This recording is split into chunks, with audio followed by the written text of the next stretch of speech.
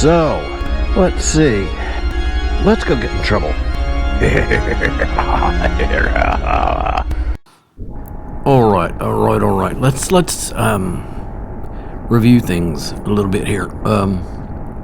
It's been just a little over a year since my accident. At first, after the accident, we thought that all of the expenses had been paid and that we were good and clear and all that other stuff.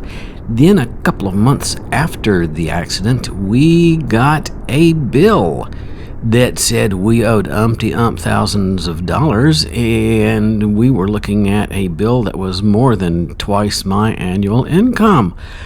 Needless to say, we were rather upset about that because, everything should have been paid because, we've got that kind of insurance. So we spent the majority of last year and the beginning of this year worried about all of this, and we had called the providers, we had called the insurance people, and there were lots of calls back and forth and mail back and forth and all of this, and we couldn't get it resolved.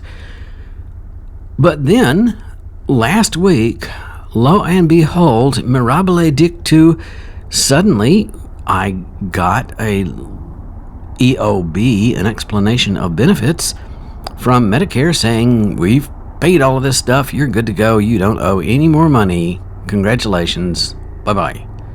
So, that's one big issue. Relief. Thank heavens, it's over. Let's see. Then, we didn't talk about this very much, but, the daughter has been applying for colleges, and that kind of got put on hold because,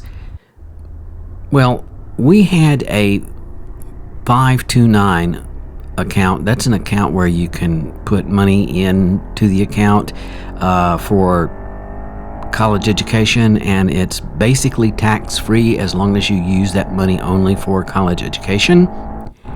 It's a great thing. It piles up interest while the money's growing and all this other stuff. But lo and behold, last spring we discovered that there was no money in the account. Nothing. So we called the agency that was handling the account, and they sent us a whole bunch of paperwork, and the daughter filled out all of the paperwork, and wife and I went over the paperwork, and everything seemed fine, and we sent in the paperwork and waited a couple of weeks and called the agency to follow up on it, and they said, oh, there's nothing in the account. And we were like, wait, what? No, this is not possible. There should be a whole bunch of money in this account. I said, well, we'll look into it. And after a week, called back, and the agency said, oh, all of those accounts were handed off to another financial services firm in another state. So you need to call that other agency they gave us a phone number and a name and all of this. So we called them, and they said, oh, you don't have an account. And we said, yes, there is an account. It should be. Here is name, here is social security number, blah, blah, blah. And they said, okay, we'll research and get back with you. A week went by, and nothing was heard from them, so called back. And we got the same song and dance that, well, yes, that account was transferred to us from Florida, but there's nothing in the account. A zero balance. $0.00 were transferred into this account. So, again, much more calling back and forth between 3 different states, 2 different accounts, 2 different financial firms, and even got the appropriate government agencies in the 2 states involved in this thing. and there was nothing. Nothing. As far as we could tell, either through malfeasance or incompetence, the account had just been emptied. It's like one day the money was there, and then the next day it was zero. Needless to say, we were quite upset, and this delayed the daughter's action on college education, and we were trying to figure out how we could finance and all this other stuff.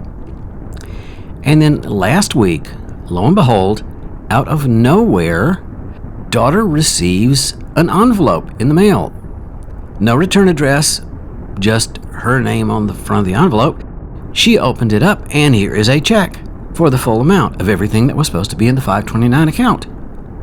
There was no letter, no explanation, no apology, no nothing, just the check, which, of course, we immediately took to our local bank and talked to a very nice financial advisor person, and we set up a local 529 account. So everything is good on that.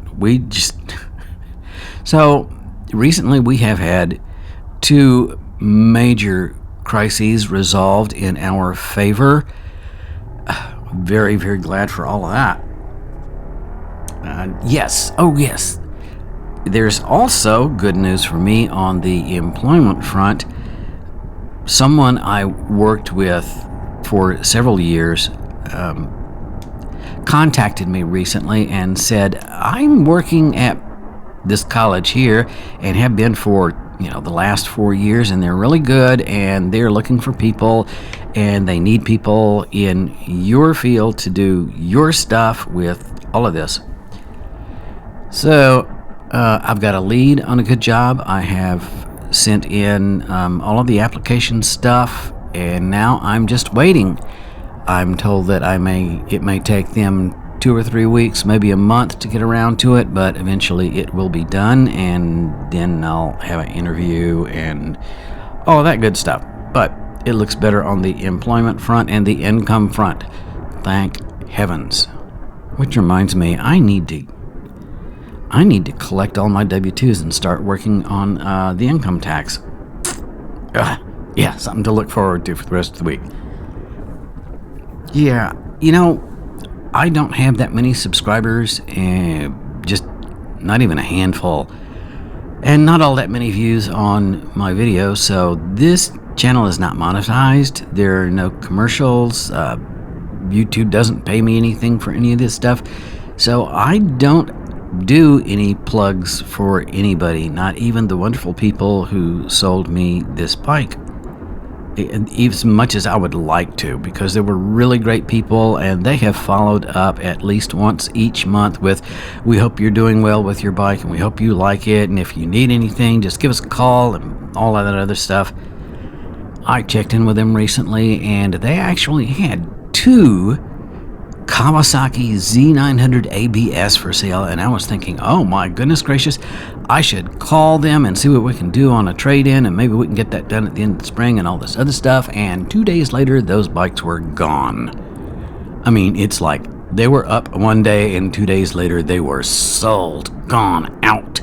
And I think Kawasaki has learned the trick with those bikes. They don't sell that many that often here in the US, so they control very tightly who gets what and when, so that everyone that they put out there in the market gets sold. Weird kind of thing.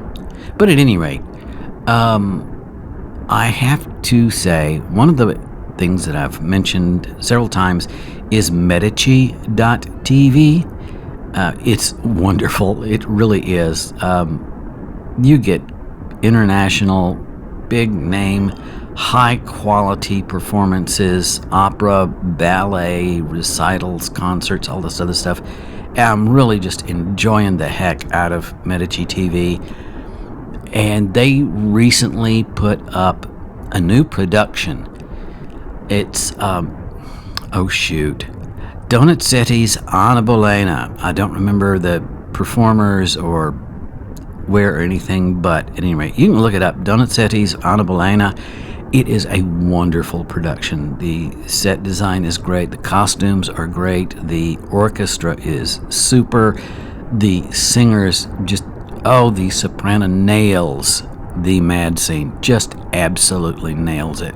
At any rate, it is a wonderful performance. So if you don't have Medici TV, let me recommend it to you, because I think it's absolutely terrific.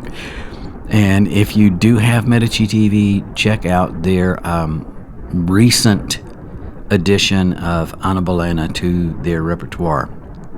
And that's it for today. And I've got another, I have another ethics video to do. One more, or maybe possibly two more, on John Stuart Mill, Jeremy Bentham, and utilitarian theme. Yeah, right. Utilitarian theory, which is going to be kind of fun. I enjoy doing those.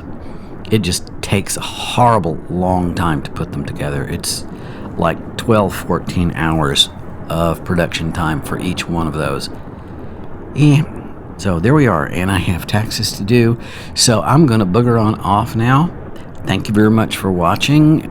For those who are new here, who are not subscribers, please hit the subscribe button. If you like this video, hit the like button. If you don't like it, leave me a comment. Tell me what you don't like about it, and we'll move on from there. Thanks a lot, folks. See y'all later. Bye-bye.